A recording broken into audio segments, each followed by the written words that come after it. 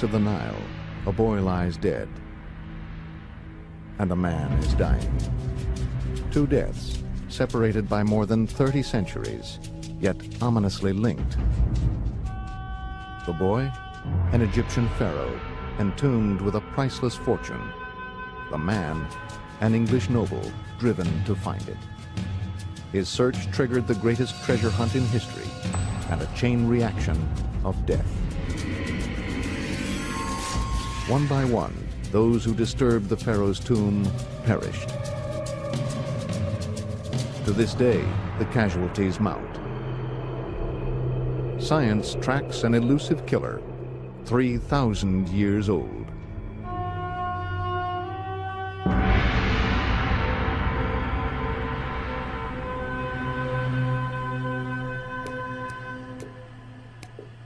In a Pennsylvania hospital, a young woman is starving to death. The food she needs is oxygen. A simple cough has turned to lung failure. Doctors are stumped by the cause. Unknowingly, the patient's husband holds the first clue to her baffling disease. Its origins lie 6,000 miles away, in a land riddled with age-old mysteries.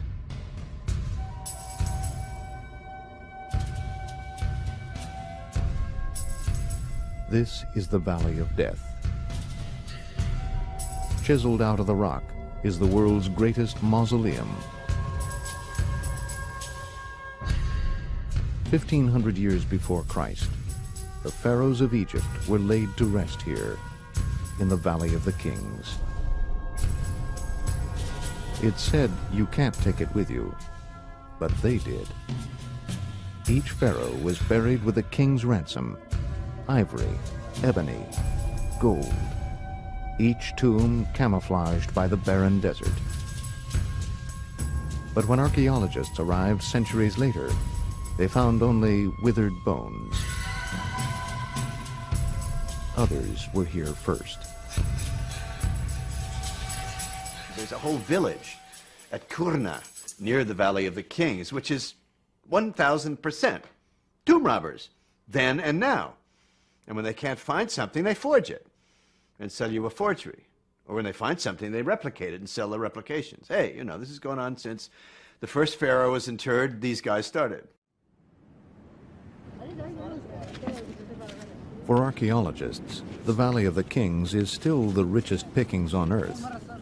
Yet once they believed it hid no more surprises. Certainly not a lavish tomb for a minor pharaoh. His childhood, like his life, was cut short. At 9, he took the throne, and a wife. 9 years later, he was dead. Little else is known. Leaving just the skeleton of a life, he suffered a fate worse than death. He was forgotten. 3,000 years later, only a handful of men knew the name: Tutankhamun. One was an equally obscure archaeologist named Howard Carter. The other, his backer, George Edward Stanhope Molyneux Herbert, 5th Earl of Carnarvon. He was very much the Indiana Jones, if you like, of his day. He was into all sorts of exciting adventures, and indeed he drove one of the first racing cars. And he took part in a rally, and he had a terrible accident, and he was thrown out of the car, and owing to his injuries and subsequent ill health, his doctors told him he could no longer winter in the cold, wet climate of England. But in those days, even if you had a common cold and you had enough money, your doctor would immediately dispatch you to Egypt to recuperate in the dry heat. That resulted in ultimately coming together with Carter. And so began the great quest to find the tomb of King Tut. A low-born commoner and a wealthy lord were unlikely partners in what experts deemed a shot in the dark. It was a shot in the dark. This was a time there were no metal detectors, no sophisticated sonar equipment to look into pockets and hollows underneath the soil or the sand. So it was a shot in the dark for everybody but Howard Carter. Unlike his predecessors, Carter methodically dug up the Valley of the Kings, yard by yard. He found acres of disappointment.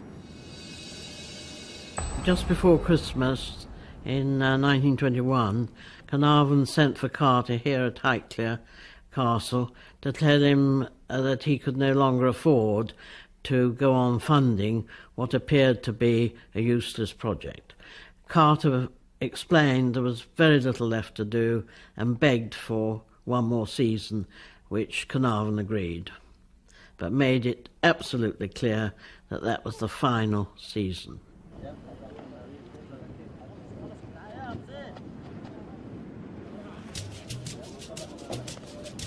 On the third day, workers uncovered stone steps leading to a hidden doorway, stamped with an ancient seal. It was the mark of royalty. After 5 years of bad news, Carter sent his partner a ray of hope. Carnarvon was having tea with his daughter Evelyn here in the hall at Highclere Castle when they got a telegram saying, "Think of discovered entrance to magnificent tomb with seal still intact, awaiting your arrival." While Carnarvon was on his way, something unnerving happened to Carter. Carter lived on his own, and to keep himself company he'd bought a canary, and the boys had all been very excited by this yellow bird, and they said this wonderful yellow bird will lead us to the tomb. And as he went back to send the telegram, having just found the tomb, his houseboy ran out carrying a bundle of yellow feathers, and he said, "Master, I heard a rustling, and when I went, the cobra was eating the canary. This is an omen, this is unlucky. Master, don't open the tomb, don't go near it." And the workers naturally leapt to the cobra, which is on the headdress of every pharaoh, and the pharaoh had come and eaten the symbol of hope, and it was going to be a miserable time, and everybody was going to have, terrible things would happen and so on. And Carter said, "Don't be such a damn fool, just make sure the cobra is no longer in the house." By dusk on November 26, 1922, workers had excavated a second doorway bearing the seal of Tutankhamun. It also bore the hallmark of thieves, a patch where the tomb had been broken into. It seemed Howard Carter was 3,000 years too late.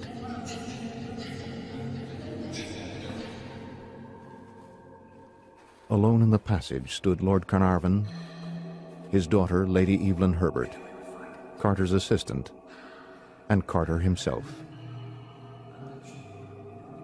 Before him lay the find of his life, or a tomb for his dreams.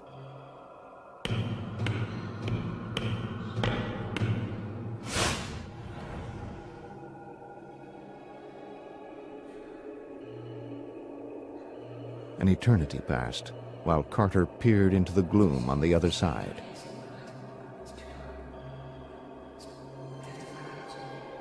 At last, Carnarvon whispered, "Can you see anything?" "Yes," Carter replied. "Wonderful things." Carnarvon and Lady Evelyn and Pecky Callender, they're behind him, going, what is it, for Pete's sake? And finally he says, wonderful things, full of emotion. He can hardly speak. And he looks in and he sees this chamber just cluttered with treasures. The entire room glittered, and all that glittered was gold. Carter was stunned. We'd never dreamed of anything like that. A whole museum full of objects, some the like of which we had never seen. The thing was overwhelming. There's never been a pharaoh found in any way almost intact. People have been searching for them. Dozens and dozens of great pharaohs, the richest people, the most powerful people of all of history, in perfect condition. We're talking about things that you look at now, you cannot believe that these are the thousands of years old that they are. It's awesome. I can't think of another dig that's as good as this. Can't think of it.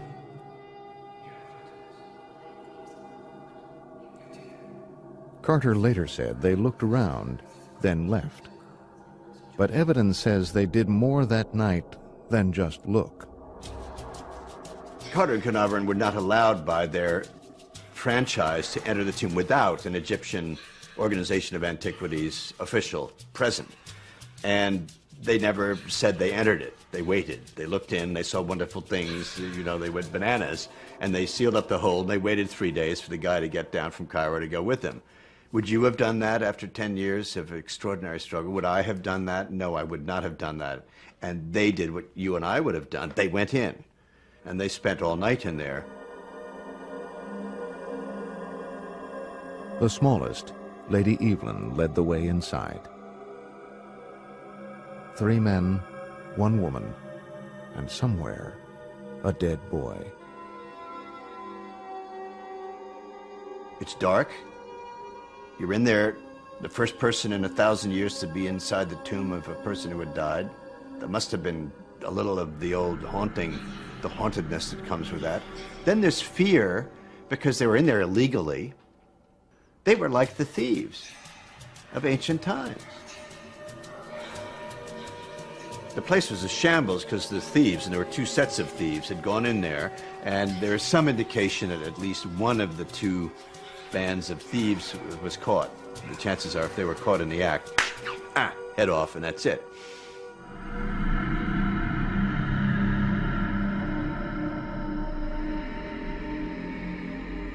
The discoverers began to count their blessings. They would eventually total 5,000. The tomb of Tutankhamun was the greatest find in history. Overnight, Carnarvon, Carter, and Tut became celebrities.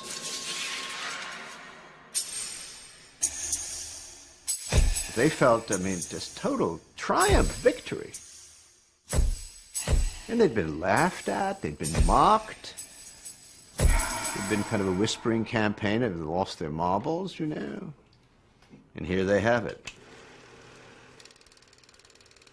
Tut's tomb also made history as the first dig ever preserved on the newfangled medium of motion pictures. This piece of celluloid preserved the discoverers. Carter, as he was photographed by Carnarvon.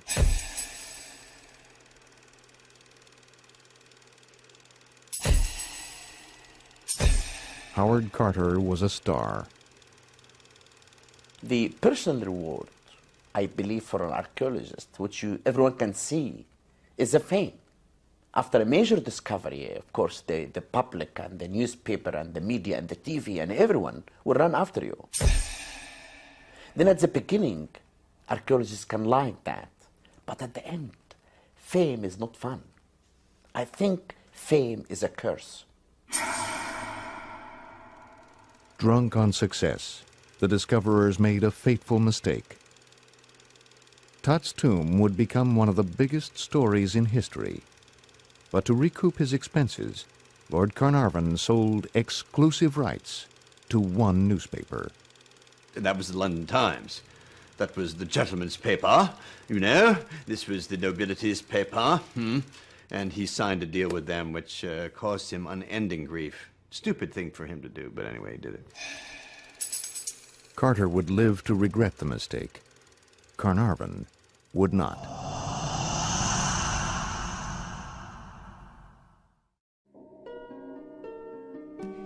The man who bankrolled the search for King Tut first came to Egypt for his health. That decision would prove fatal. One morning in the spring of 1923, Lord Carnarvon cut himself exactly where a mosquito bit him days before. The wound didn't heal. Days later, on a trip to Cairo, Carnarvon was racked by fever. I'm sorry to tell you that C is seriously ill. His secretary, Richard Beathell, sent Howard Carter bad news. The mosquito bite was infected. That poisoned bite has spread all over him. And he's got blood poisoning. As fever turned to chills, Beathell's concern turned to fear. He notified Carnarvon's wife in England, who at once summoned a specialist and flew to Cairo. Carnarvon was beyond help.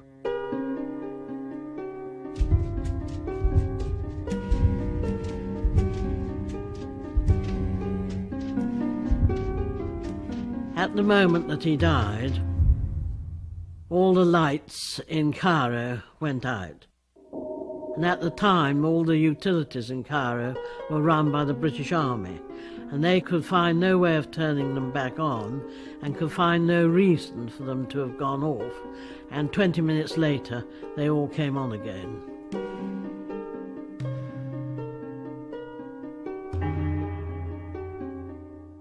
At that very moment, something else unexplainable happened, more than 2,000 miles away in England.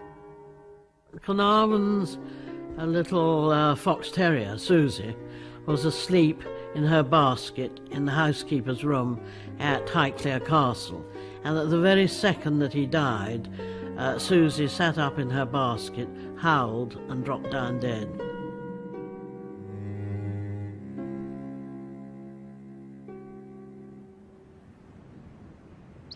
Lady Evelyn buried her father on a hill overlooking his beloved Highclere. There she also laid to rest her Egyptian adventure.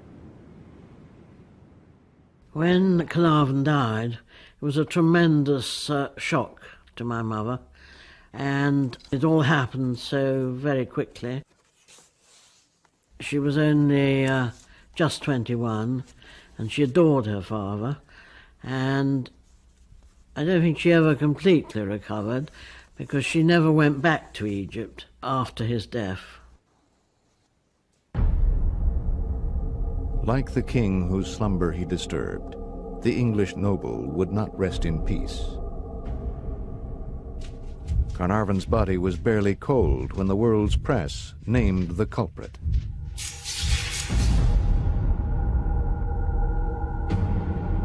Inscribed within the tomb, wrote one reporter, was a curse that warned, "I will kill all those who cross this threshold."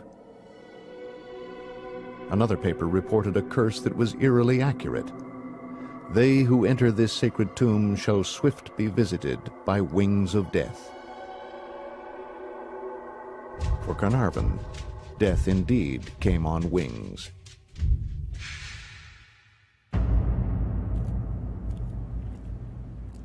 Howard Carter shrugged off the curse and went back to work, but he couldn't shake the loss. Carnarvon had shielded the prickly archaeologist from a curious world. As the world crowded in, tragedy would again strike Carter.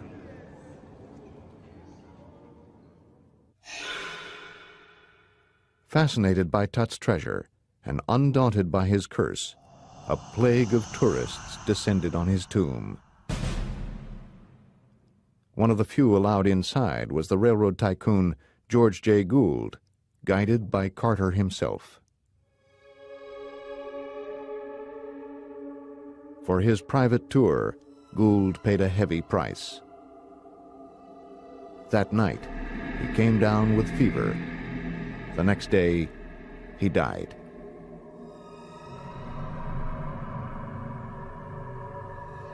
A British industrialist suffered the same fate. It seemed the curse of Tutankhamun had struck again.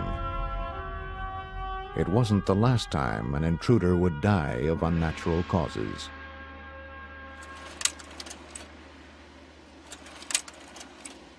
It was going to be like our honeymoon, because we never took one when we got married. Among the visitors to Tut's tomb in 1995 were Gary Munson and his wife Cheryl. For Cheryl, a student of art history, it was the trip of a lifetime. Well, everybody we knew we were going there. As soon as she talked to somebody, the first thing she was talking about was going over there. The sights so amazed her, seeing them wasn't enough. We were going down the stairs into the tombs and looking at how the dark blues and the reds that were painted on there. She slowly leans over and she's looking real close at it, and then she starts slowly bringing her hand up to it until she finally started touching and rubbed some of the paint. And then the guide saw her, yell at her for touching it. She turns around and says, "My teacher said if you ever get over here, you have to touch the paint no matter what they say, because you're never going to get a chance to do it again." When the Munsons returned to Pennsylvania, Cheryl's trouble began. Maybe 3 weeks after we got back, she started getting a little slight cough now and then. And it just progressively got worse and worse till finally she's coughing most of the time. When Gary urged Cheryl to see a doctor, she refused. She'd seen her fill during a weary battle with Hodgkin's disease. She had chemotherapy, radiation treatment, just about everything you go through with a cancer treatment. And she did not want to go back to doctors after that. Finally, she had to go. I first met Mrs. Munson when she was already a patient in the intensive care unit. And at that time, she was in critical condition. She started out with some weight loss, weakness, some shortness of breath. And by the time she was admitted to the hospital for a workup, there were already major signs of disease that were present. A definite involvement of both lung fields, and this had progressed. They suspected it might have been Hodgkin's acting up again, because the symptoms were something like that. But after a day or two, they ruled that out. They started thinking something was the matter with their lungs, but they never really got the chance to find out, because it moved along too quick. So they decided they were going to have to do a lung biopsy. Both from her lung secretions, as well as subsequently from her lung itself, we were able to identify a fungus, Aspergillus niger, which is a mold, and this was very likely the precipitating event of her illness. Microscopic spores from the fungus are easily inhaled. Healthy bodies resist them, but Cheryl's immune system was crippled from her battle with Hodgkin's. The spores invaded cell after defenseless cell, destroying as they went. Cheryl Munson was starving for oxygen.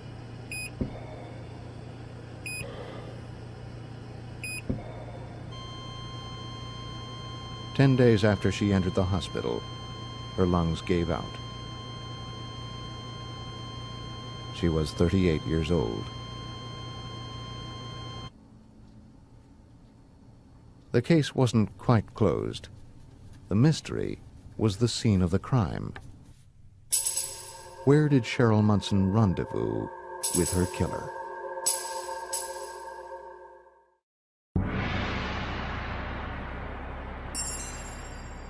For ancient Egyptians, eternal life required a well-preserved corpse. The result was a funeral to die for.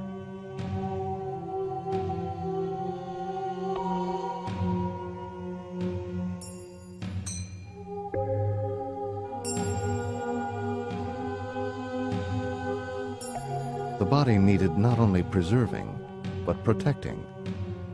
To ward off evil, no fewer than 143 amulets and charms were wrapped inside the burial shroud of Tutankhamun. And these were just the first line of defense.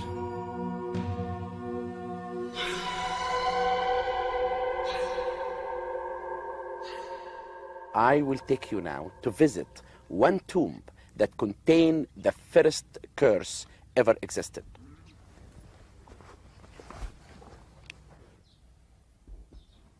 This is the tomb of Hesse. It's dated back to more than 4,000 years, and it has at the entrance of the tomb a very interesting curse inscription. From pharaohs to peasants, the Egyptians guarded their graves with spells and curses. As for any person who will enter this tomb, David Silverman is professor of Egyptology at the University of Pennsylvania. He's translated dozens of ancient curses, including the 4,000-year-old curse of Hesi. The curse is a prohibition against anyone who comes into the tomb having eaten a certain kind of food that was forbidden, like pork or fish. Something unclean, or something unclean connected with the soul. Or having committed an act of sexual impurity, in this case, adultery. And after he made love to all women. And if it so happened, then the individual might be punished in this life or in the afterlife. Therefore will be judged in front of the great God. For Professor Silverman, not every curse is academic. I received a call from a physician, and he told me this very interesting and very unfortunate story about a woman who had gone with her husband to Egypt and had gone into the tomb of King Tut, and it turned out that she had picked up a fungus. At that time, we were aware that we had Aspergillus niger isolated from the specimens that we took from Mrs. Munson, and we were also aware of her trip. She had to pick up something over there. So what we had to find out was whether these molds were also present in the tombs that she visited. It's the only place it could have come from. And so we called the Egyptology department at the University of Pennsylvania. So they were wondering if this had anything to do with the curse. It was very important for us also to know whether this had ever been described before. It had. In 1923, 2 men died suddenly after visiting Tut's tomb. What doctors chalked up to fever was reported as Tut's curse.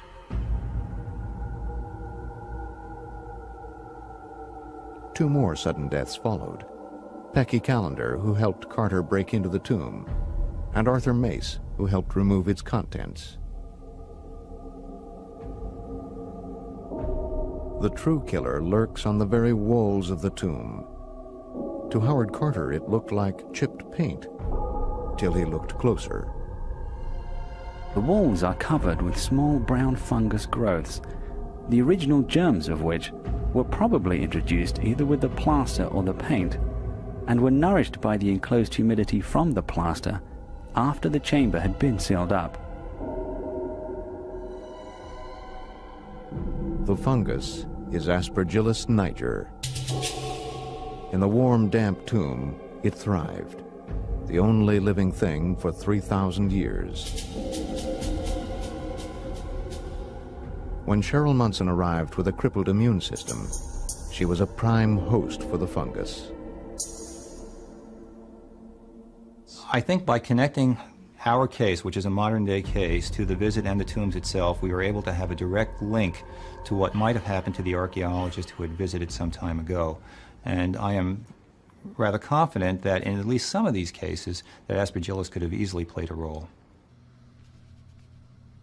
Science was ready to close the file on Cheryl Munson, but not on Tut's curse.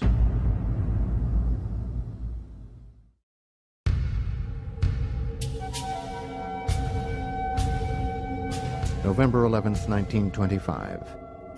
In Egypt's Valley of the Kings, a boy who died more than 1,000 years before Christ is about to be resurrected.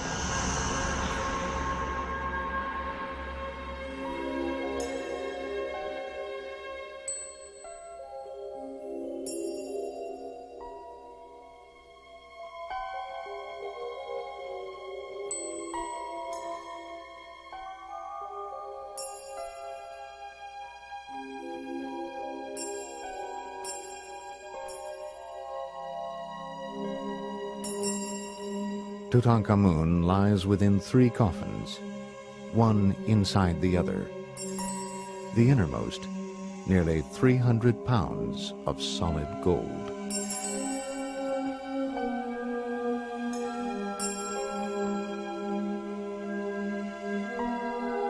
Inside the gold coffin lies an object even more breathtaking, the mummy itself, adorned with a stunning death mask of the boy king. As a human likeness, only a handful of the greatest statues can hold a candle to its brilliance.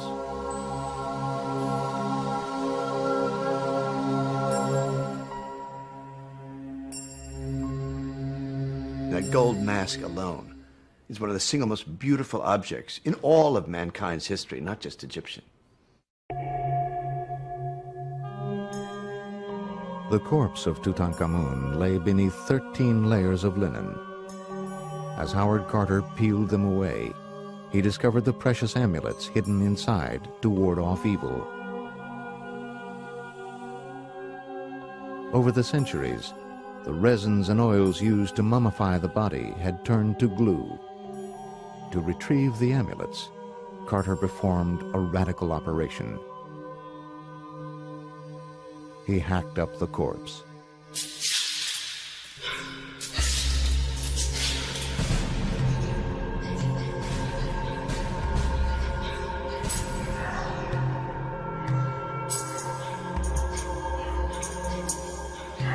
The outcome of this autopsy was fatal. Within 14 days, 2 of the participants suddenly died. By 1927, 6 men were dead of a single apparent cause: the mummy's curse.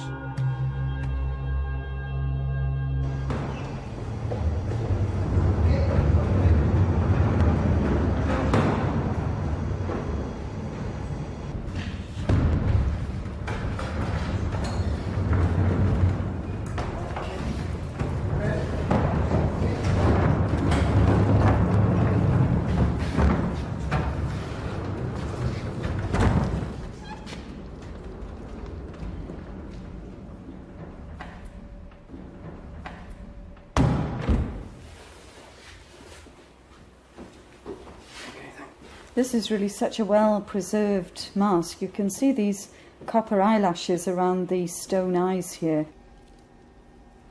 Dr. Rosalie David is the queen of mummies. As curator of Egyptology for England's Manchester University Museum, she's autopsied 35 mummies, more than anyone else. She also pioneered a way to do it without destroying them. So we have a mummy of an old lady here using x-rays and using endoscopes. We go in through existing bodily holes and we take tissue samples, and we can use these for DNA identification. And also, we hope in the future it may be possible to detect viral and bacterial DNA in the mummies. So this is a much better method of working. The endoscope lets Dr. David examine the corpse without even unwrapping it, in complete safety. Working with a mummy can be hazardous, both for the operator and for the mummy, because the operator could breathe in spores from the mummy dust, and in reverse, the operator could deposit bacteria or moisture onto the surface of the mummy, thus causing decomposition. Though dead for thousands of years, a mummy is alive with bacteria, some harmless, some lethal.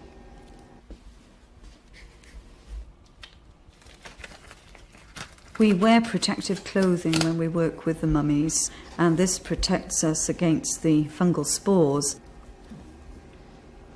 Rosalie David knows the true fate of those who disturbed the bones of Tutankhamun. Their crude autopsy unleashed an invisible killer. In the old days, the operators didn't wear protective clothing at all.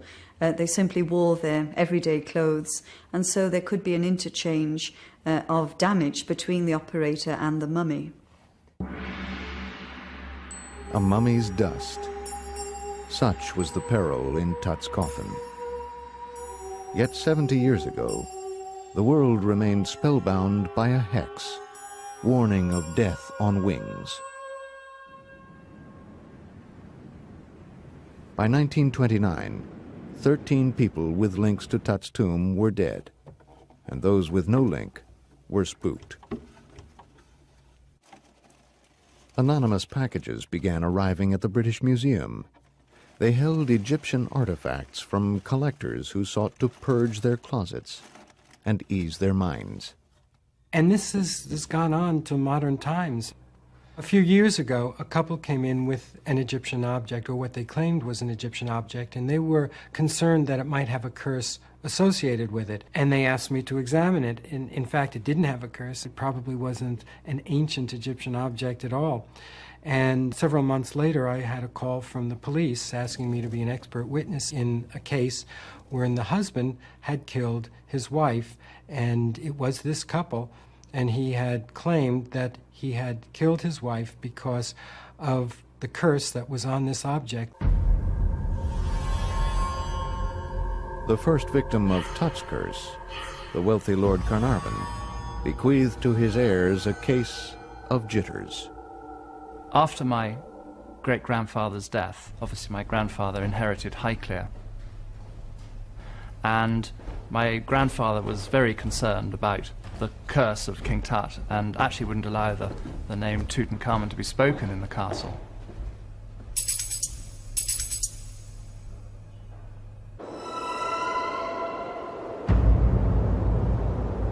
Highclere Castle on a cold, wintry, windy night can be pretty frightening, and if you add the supposed curse of the pharaohs to that, you can get pretty spooked.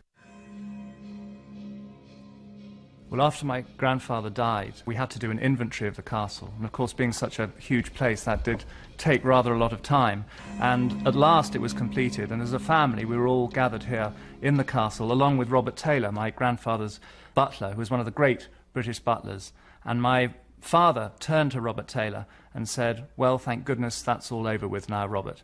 And Robert Taylor turned to my father and said, "Well, my lord, it's everything apart from the Egyptian stuff." As you can imagine, all of us as a family were absolutely amazed by this comment. And we said, "Well, what Egyptian stuff, Robert?" And he said, "Well, if you'll follow me," he said, "I'll lead you to the secret cabinets."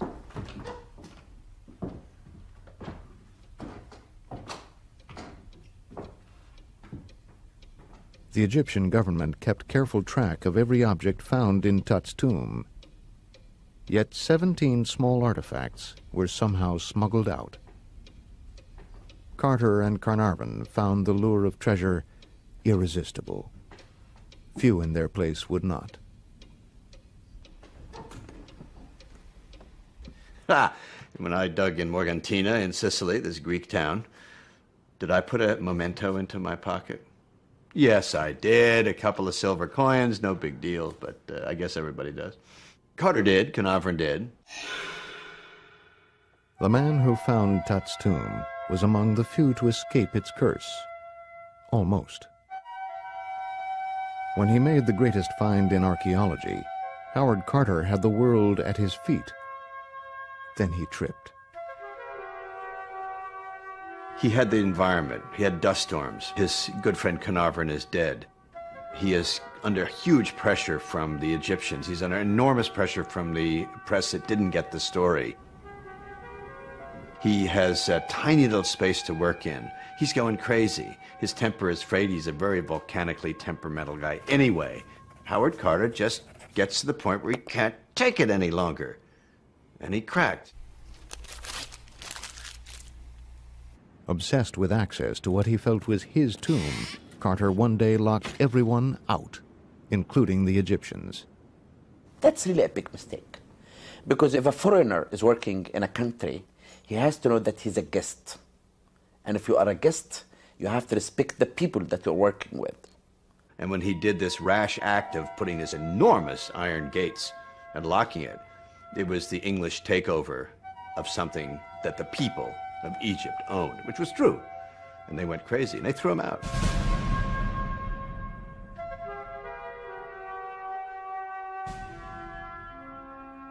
After a year's exile, Carter was allowed back at a terrible price.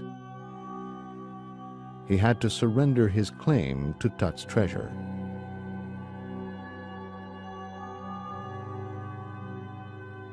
Fate spared him to live day after day with the treasure he found, but could never possess. Perhaps the ultimate curse. Carter spent the next decade in the Valley of the Kings, cataloging Tut's 5,000 wonderful things. On March 2nd, 1939, at 65, he died of normal causes.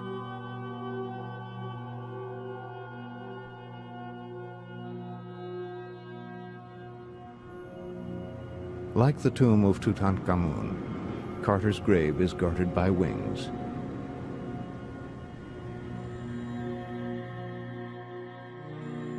Before he died, Carter made amends with Tut. The pharaoh's bones were put back together, and he was laid to rest in his tomb. He wouldn't rest in peace. In a chain reaction of tragedy, his curse claimed 5 more victims. First, Lady Carnarvon died suddenly of an insect bite, just like her husband. Then Richard Beethel, Lord Carnarvon's secretary, died mysteriously in his sleep. 3 months later, Beethel's father, Lord Westbury, leapt from a 7th-floor window to his death. He left a note blaming his son's death on the curse of King Tut. On the way to the cemetery, Lord Westbury's hearse struck an 8-year-old boy. At the exact moment the boy died, so did an employee of the British Museum, whose field was Egyptology. For 3 decades, the curse lay dormant, till the last time Tut's slumber was disturbed.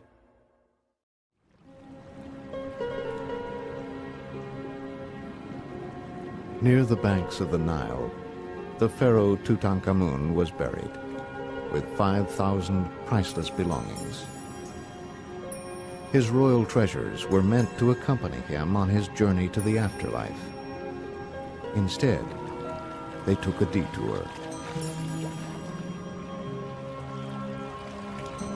In the 1970s, Egypt bowed to popular demand and sent scores of Tut's relics on a world tour. Egypt's director of antiquities dreamed he would die if the treasures left the country. 3 months later, he was killed in an auto accident, the 25th victim of Tut's curse. The same day Tut's mask was packed for London, an Egyptian official who scoffed at the curse died of a heart attack. Among the sightseers when the treasure reached London was the first person to enter Tut's tomb, Lady Evelyn Herbert. My mother had never seen the final sarcophagus because they hadn't reached that particular chamber before her father died. At the time of the exhibition in London, the television and radio used to ring up my mother and say, tell us about the curse. And she'd laugh and say, well, I'm alive and kicking at 70, and I don't believe in it.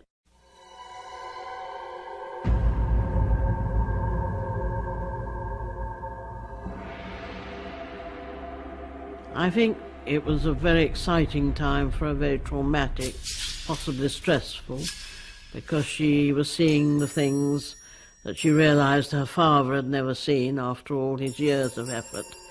And coming out of the museum, probably on her 5th visit, she had a major stroke and was paralysed from then on. But of course it could easily have been a coincidence brought on by stress and trauma. Coincidence has managed to account for most of the victims of Tut's curse. To explain the rest, science went back for a closer look. In any of the inscriptions that occur in the tomb, there are none that can be considered a curse. So what we would consider, or as an Egyptologist, I would consider an ancient Egyptian curse does not occur in the tomb of King Tut. The so-called curse was unwittingly spawned by its first victim. When Lord Carnarvon gave sole coverage of Tut's tomb to the London Times, rival papers were outraged. At Carnarvon's death, they got even by printing rumors of a curse. Even the bizarre goings-on when Carnarvon died can be explained. All the lights went out in Cairo when Carnarvon died. The lights always go out in Cairo at all times. All of this stuff took off. It was just like anything today. An outrageous series of half-truths and some truth and some lies, some made up. It was great. Very potent stuff. Still is. When Tut's tomb was visited by Carnarvon's no-nonsense granddaughter, even she thought twice. I'd been warned following my stroke that I had a bad heart, and I saw there were steps down and a hill down. Even young people were coming up that hill and those steps, panting, and I felt that discretion was a better part of valour, and I didn't want another headline, King Tut kills again. The son of Lord Carnarvon talked about how he doesn't really believe in the curse, but he said there really isn't any way to explain a lot of what went on. And that has kept the curse alive. Accidents can happen. Like it happened with me many times, accidents like this. I was excavating in my early days in a site in the Delta. The first year, in the same day that I put the artifacts inside the museum, someone called me inside the museum and said, your uncle died. The next year, in the same day, they said, your aunt died. And the third year, my cousin died. Anyone who will see that, he will talk about the curse. And even, you know, when I discovered a sealed tomb with beautiful 4 statues, and those statues are incredible, incredible. And I was the first one to see them. Next day, the earthquake happened in Cairo. Third day, I had a heart attack. Reporters took it as a fact, and they talked about the curse. No matter how you try to kill it, it's like a phoenix. It resurfaces over and over again. But then again, no matter how much we hear that there isn't a Loch Ness monster or that there aren't any UFOs through logical means, we still believe in them, don't we? It's marvelous human nature. We need this sort of stuff. We love it. Even if I know it's all made up, I love it. I love the Tut curse. As curator of the Tutankhamun exhibit during its American tour, Thomas Hoving one night found himself face to face with the cursed pharaoh. And I reached up and I grabbed that thing in my hands and I lifted it off the pedestal. And I was looking right, 6 inches right in those gorgeous, beautiful eyes.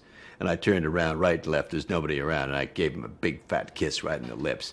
And I'll tell you something, that curse went away from me. I was cleaned. I'm fine.